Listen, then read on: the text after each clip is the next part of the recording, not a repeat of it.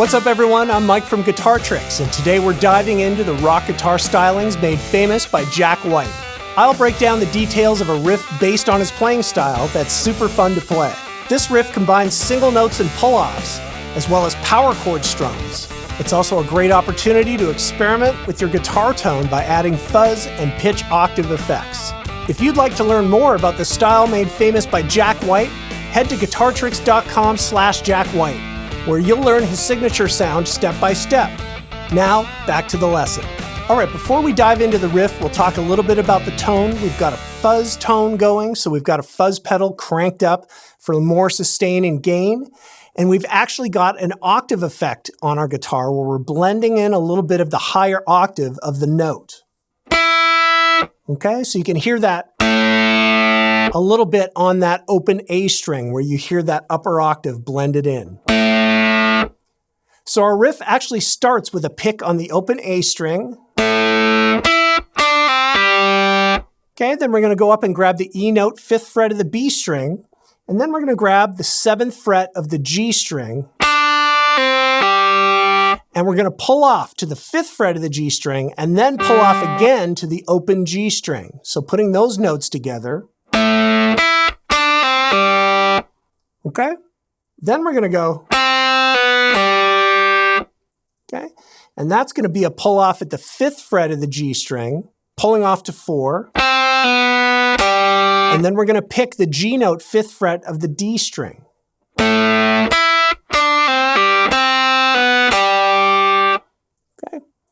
Then we're going to end off this riff with a syncopated strum on the C power chord, which is at the 3rd fret of the A string, 5th fret of the D string. So this is coming in on the and. Okay, so. Okay. If you're enjoying this video, go ahead and subscribe to the channel and tap that notification bell. Also be sure to give this video a like. It really helps out the channel. All right, so we've basically broken down the first part of the riff. Then we're going to play through it again, but add a variation at the end of the second time through. Whereas instead of going to the C chord for the final strum, we're going to move it up and go up to a D power chord, 5th fret of the A string, 7th fret of the D string. So when we put that together, it sounds like this.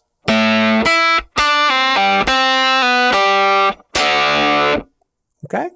Then we're going to go ahead and play the first riff where it ends on the C power chord one more time.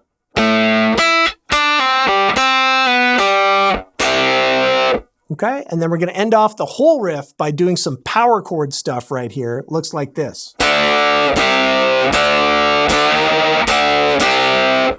Okay, sounds really cool playing power chords with that octave effect. So that comes in on the D power chord, 5th fret of the A, 7th fret of the D. And we're going to move it down to the 3rd fret for the C power chord for another strum. So, and then we're going to come back up to the D power chord for a strum. And then we're going to strum it again and bend the notes up a little bit, roughly a half step or so. Give it a really cool texture. It's not really a precision type of thing. You don't have to go exactly a half step up, but just bending those notes to give it that vibe and then bring it back down. Now what I have to do is I pull the strings towards the floor. If I try to bend up on those notes, I run the risk of losing some fretboard there. So I have more fretboard down below. So that's the way I do that. All right, after the bend, I'm going to bring it back down to the D power chord and then end it off going down 2 frets to the C power chord for the final strum.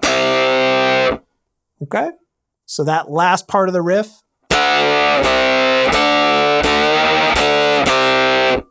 Now we have to combine all those riffs together seamlessly to be able to play the whole thing.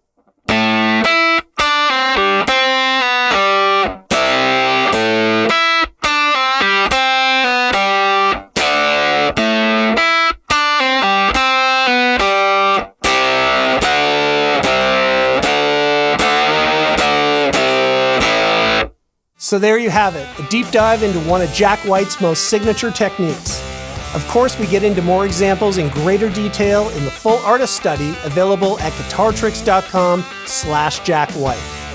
I hope you enjoyed this video. Be sure to tell me other artist styles you're currently learning in the comments below. I'm Mike from Guitar Tricks, and we'll see you next time.